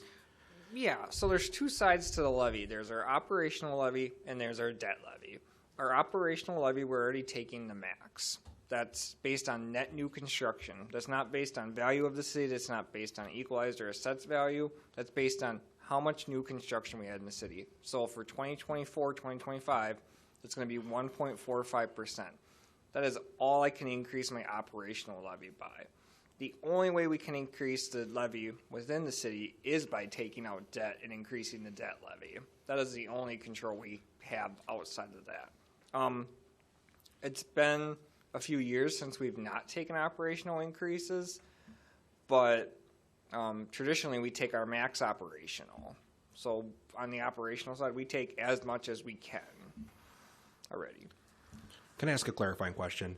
But instead of reducing the levy amount, couldn't we use some of that gap to fund debt payment and pay debt down because we're paying interest on that? Theoretically, which gap? Please correct me if needed, but the projected levy is less than the projected levy adopted in 2024, correct? And so there's like a difference there, and instead of lowering the levy for 2025, couldn't we keep the levy the same and then use that additional the difference there to help pay down debt faster? Right. Good question. And then it would provide for additional debt capacity in the future, potentially, if we needed to? It's a good question. No, we can't do that because the levy is tied to its own revenue. So as Director Reinhardt explained, it's however much we take out in bond, that's a tax rate all on its own. And so we can only levy for the bonds that we've taken out. So that's just set. So principal and interest, right. That payments on those bonds. So we can only levy for the principal and interest payments in those years. That we doesn't can't just levy in excess of that. Otherwise, I think you'd see lots of other cities trying to do that. And it would be kind of interesting, but no, we can't do that. Yeah, it's just not an option available to us. However, that doesn't mean we can't pay off debt early. You would just need to use other revenue to do it. That is a policy choice that you can make to just buy down debt. Mayor Ross, that was one of his main policy missions while he was mayor. So yes, you can definitely do that. But our debt, as we pointed out in the presentation, is getting pretty reasonable. And I forget which counselor astutely caught it. Maybe it was Counselor Elm. When the overall new values hit, our debt capacity goes up pretty significantly as well. So where it is most relevant, you can see it in what I always call the big sheet, that is General Fund Master Budget, and you can scroll down and you can see debt service as its own line item.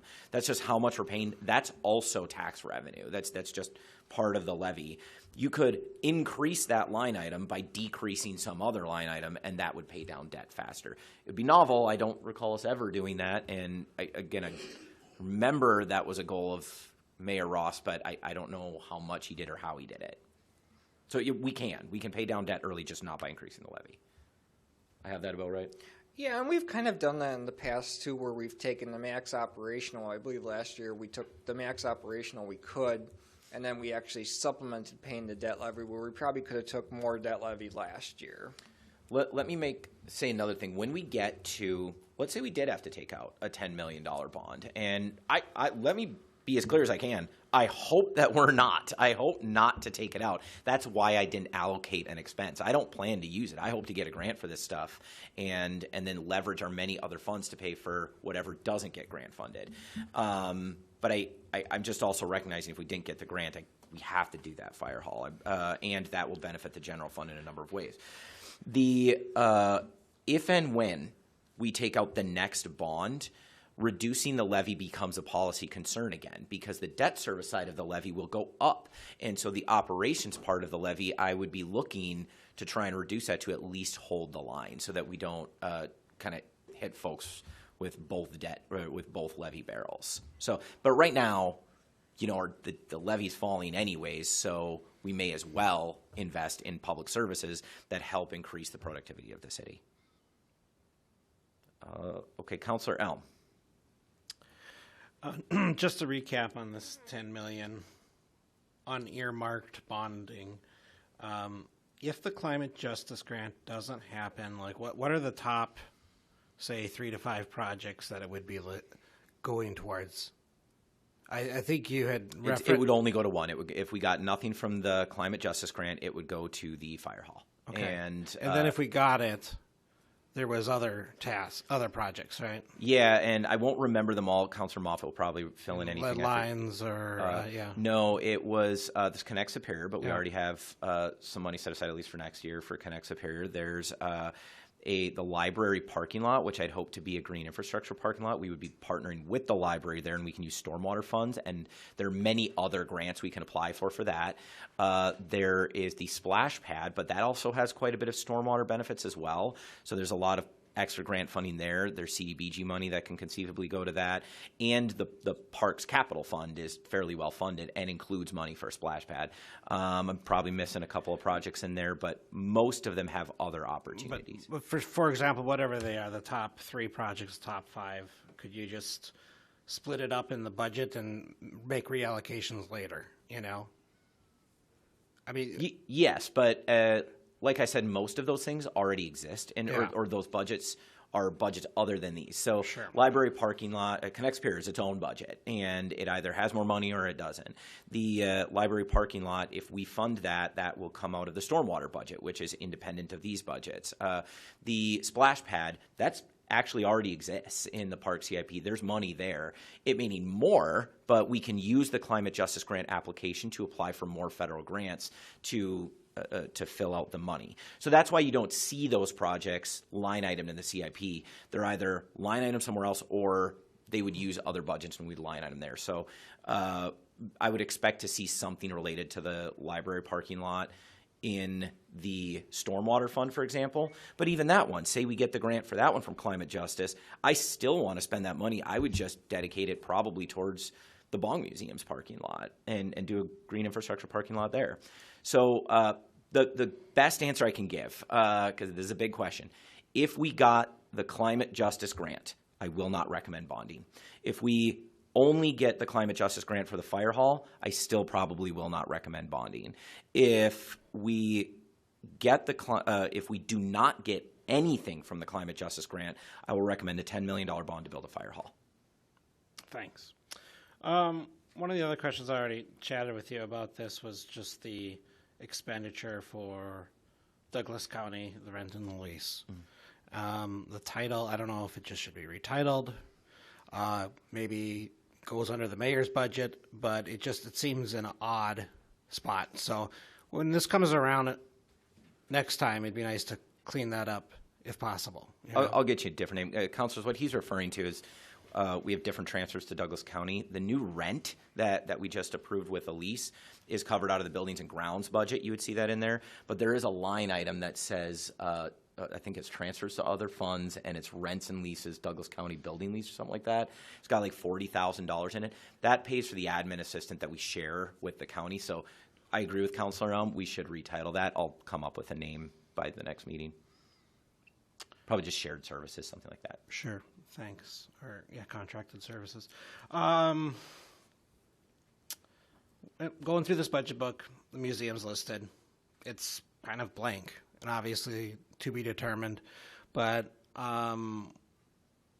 where is the budget for this? Or maybe some of the other organizations that are anticipate money from us. Has any of these smaller organizations been cut, or are they applying for grants? Just as a counselor, as these organizations come to the finance committee, if there's any changes, whether it's Historical Society or anything else, just some of the smaller ones that may not have an agreement, like, will there be any surprises of any cut organizations? I don't think so. I would need a more specific question to answer that better, but the museums has for 2025 $155,000 budgeted. So I don't the revolving grant funds budgets did experience some changes. I covered those in the presentation. But my goal with those changes was to not cut anybody. Generally speaking, I wanted to be able to empower the council, the committees that recommend these, to be able to issue grants largely consistent with previous years. This budget should not provide any surprises for anybody. This budget is just a plan. You as counselors can surprise people all you want, but this shouldn't be any meaningful reductions anywhere. Excellent. Yeah, and I know some of this is work in progress, but thanks for clarifying that. Thank you. Thank you. Councilor Van Sickle. Thank you, Chair. I've gone both ways on this question over the course of this discussion. But I guess what I want to ask or maybe clarify is the only items being funded by this budget are necessary items. So based on priorities-based budgeting, in your assessment of what this building and the citizens need, if we were to approve, is anything with pending revenue necessary, is my first part of the question, right? And second, if we approve a $10 million bond, I'm not clear how we protect that and then all of a sudden put up guardrails to say, well, we only conditionally sort of approved it for the fire hall. Because there are items that ranked poorly through priorities-based budgeting, and not poorly, it's just linear, it's just math. I'm not sure how you protect that bond from being anything else when there are so many items that are unfunded. You may have to remind me your first question. I was pulling up priorities-based budgeting, but an answer to the second is I don't protect it. The council does. So I want to be clear. Well, I have my opinions on this, and I think I've got good reasons for including it in there. I should say I anticipated a different conversation if I didn't put it in there because I wasn't putting a fire hall in this budget, and I expected I would be answering a lot of questions for that. This $10 million is my answer to those questions I anticipated. And so if the council is like, this is just too weird to us, you're not ruining the budget by taking it out. If I am being as direct as I can, this is about a fire hall. It is not about the general fund. I don't think that would even be legal. It certainly wouldn't be responsible. It's not about any other myriad of other projects. You know, if you want to expand and go do something else, you could. It is a little bit about, for example, the UWS project or other things where you could say like, we did rank it low, but we can afford it. We'd like to do it. This was me saying you do have capacity to do that. But I should say, this is not the most important question in this budget. It doesn't change the budget at all to have it in there or to have it out. So however this council feels about just how it looks, then I'm fine with that. If we need to bond for a fire hall, I'm still going to come to you with that question. I just didn't want it to be a surprise. Now, could you remind me the first part of your question? Well, I guess I was just thinking about other items that could then be unfunded get tucked into this. So there's nothing, I guess, that is necessary or vital to operations that is not funded, right? So I guess I'm not asking that super clear, so I'll just think about that. But in terms of lead lines, obviously there's no money allocated towards that effort. And I think the council's been really supportive of that. So that's something I've been thinking about. However, there's literally multi-billion-dollar grants out there that we don't have access to. So I guess I'm trying to square that circle. You can use it for other things. I'm saying I likely wouldn't recommend it. If part of lead line scored very highly in priority-based budgeting, and I think certainly the top 5, most of the top 10 are funded in this budget. Lead line scored very highly, but it's not in here, mostly because I had no clue what to fund or how to fund it. Once we have a policy and a proposal, whether that's reclamation and we need to come up with cash to buy a utility, or if it's create a grant program to help homeowners replace the lead line laterals going into their homes. Very different things with very different costs that I think we should tackle at the time. So that's not to say that with me putting this in here, you couldn't shift and say, listen, we all agreed that we can afford a $10 million bond. That's the question. Can you afford it or not? I'm telling you, yes, you absolutely can afford a $10 million bond in 2025. If you think the only responsible use is a fire hall, we've already had that discussion. But if you're like, okay, fire hall gets funded by climate justice grant, and we're moving full steam ahead with, say, a utility reclamation, or the council starts feeling very differently about the UWS project or some major development project, which I've heard many $10 million plus proposals out there, most of which I bat away, but you could then resurrect this. But I'm sorry? Yeah, you could absolutely then use this bond and put it towards anything. It would be your decision. My recommendation, I put it in there because there's a fire hall that is necessary and is not funded. So yeah, you could adapt this money how you wanted, but we're going to need a proposal for that. And you can also, if it's not in the budget, pull it back. That's just and put it in the budget. But to me, that was a little bit less honest, at least from my perspective. I would not want to be bringing you a proposal to take out bonding in the spring or summer. I make proposals for bonding in the general fund budget. Councilor Johnson. I'm glad somebody else is struggling how to put their words together tonight on this spending, because I was trying to say that same thing, and I don't think either of us said it, but I think you summed it up pretty well.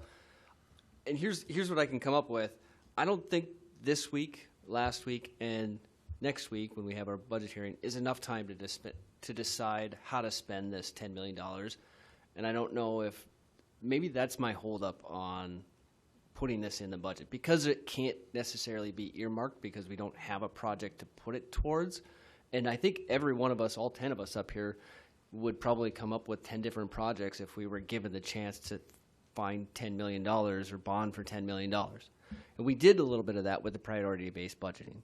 And so that's why I'm hesitant, I think, to put this into the budget without some, maybe guardrails is the right word, or earmarking it for a fire hall. I feel like this discussion has been lively enough and the debate has been healthy that alone gives the public knowledge that we're looking to bond for specific projects, and that we take this out and then have a separate discussion on how to spend that money when we're ready to get there.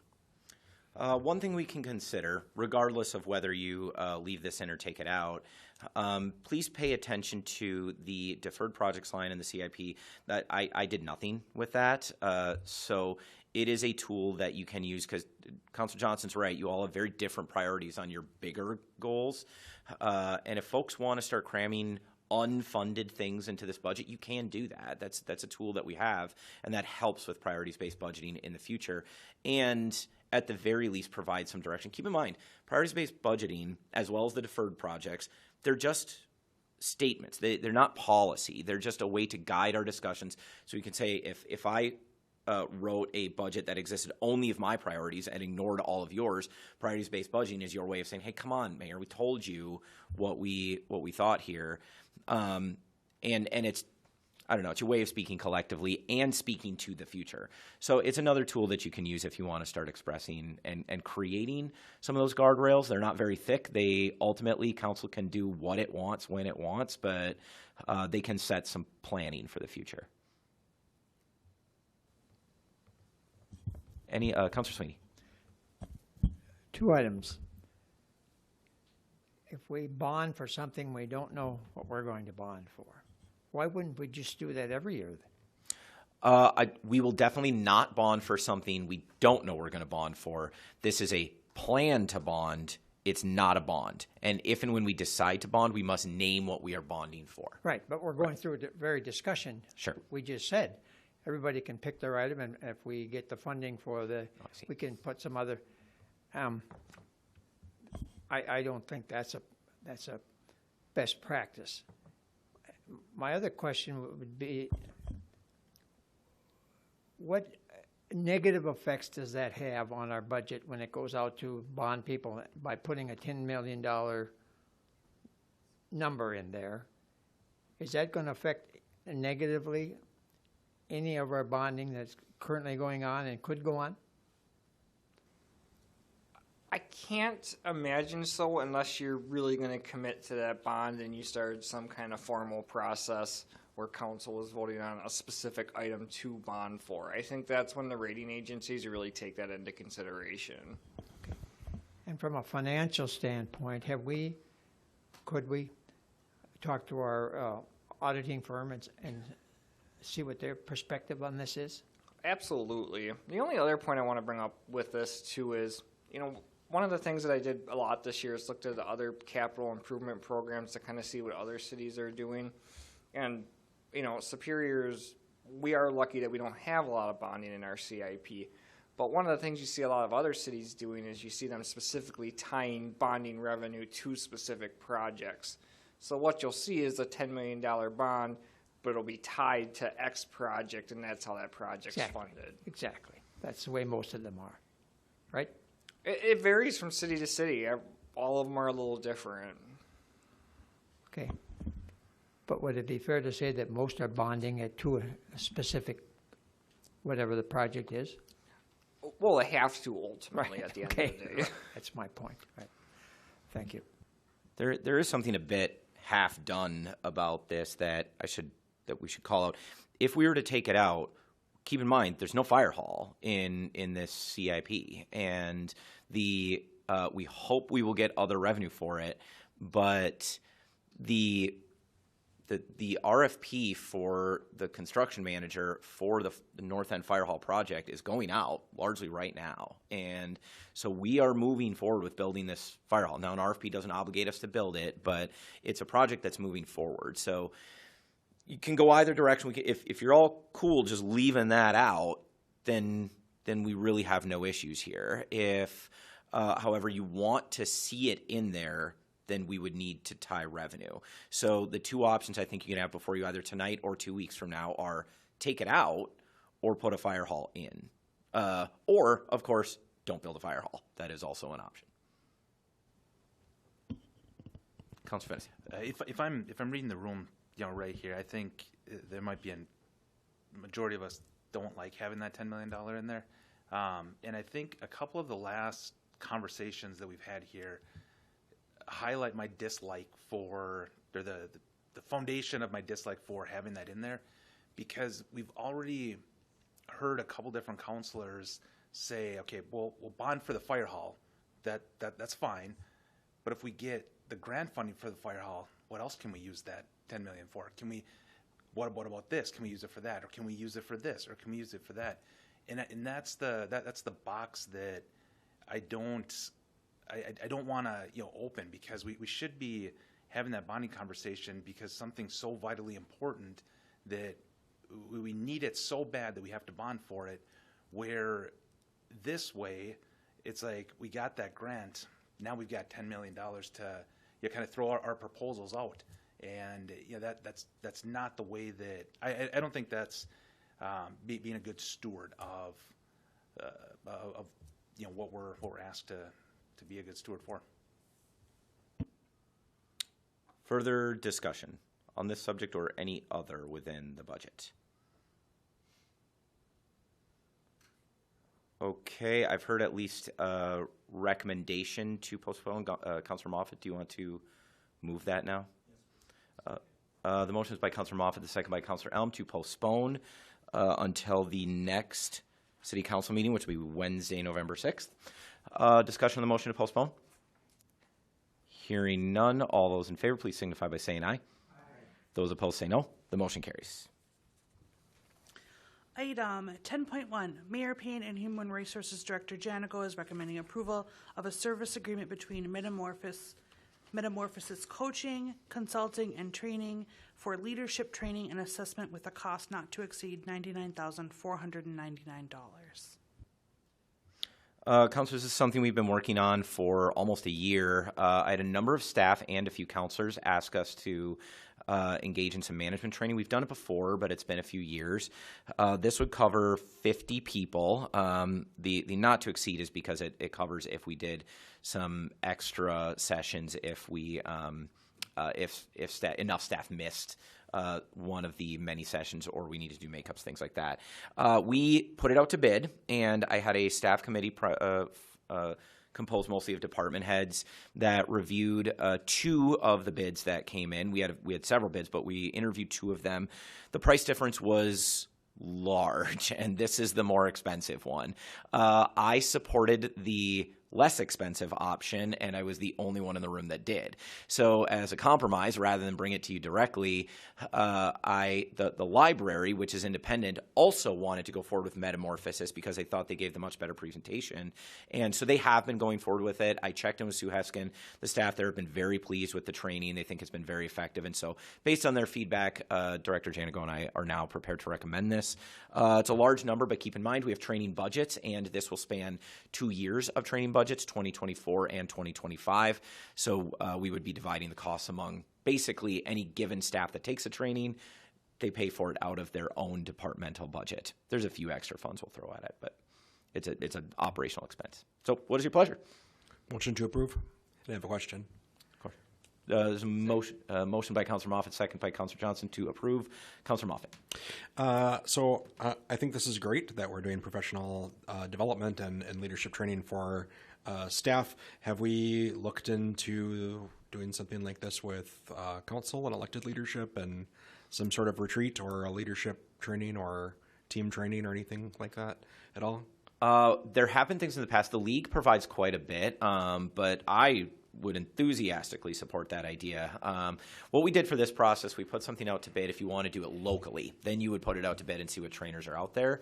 Otherwise, of course, we tap into our state resources. The League of Wisconsin Municipalities, our primary resource there. There's a National League of Cities as well.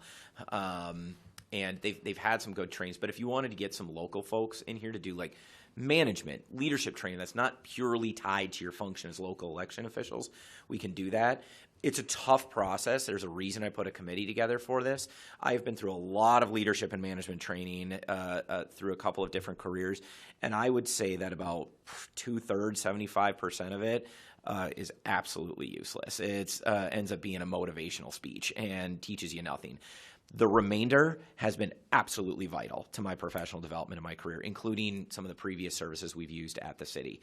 My personal favorite, the guy retired, and so we couldn't get him. And so we're on a search for that new great one. So I would recommend maybe Human Resource Committee could explore that and throw it out to bid. You have a training budget, same as the staff.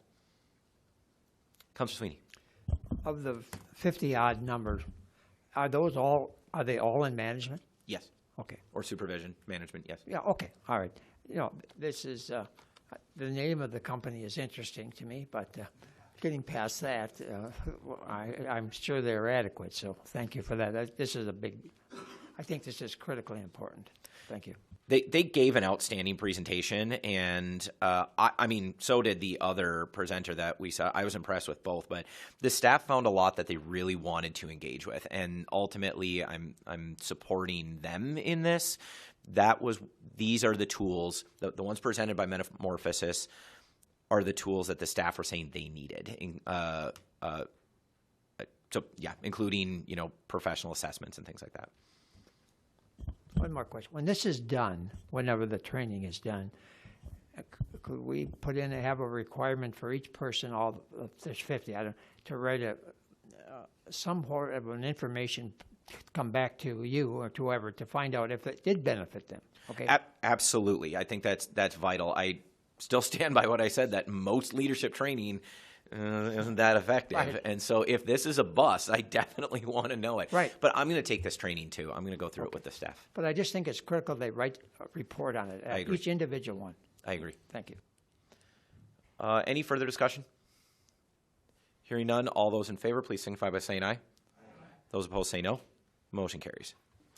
Item 10.2, Public Works Director Janigo is recommending approval of an ordinance amending City Code Chapter 112, Traffic Code Schedule J, accessible parking zones to remove accessible parking signs at 1804 John Avenue on both sides. Motion is by Councilor Ludwig, second by Councilor Elm. Is there discussion? Hearing none, all those in favor, please signify by saying aye. Aye. Those opposed say no. It's okay. I'm sorry, Didn't Councilor we Ludwig. just approve this last council meeting, if I'm not mistaken? I mean, we approved to put it in, and now we're approving to take it out? If I may, Please, Director Janigo.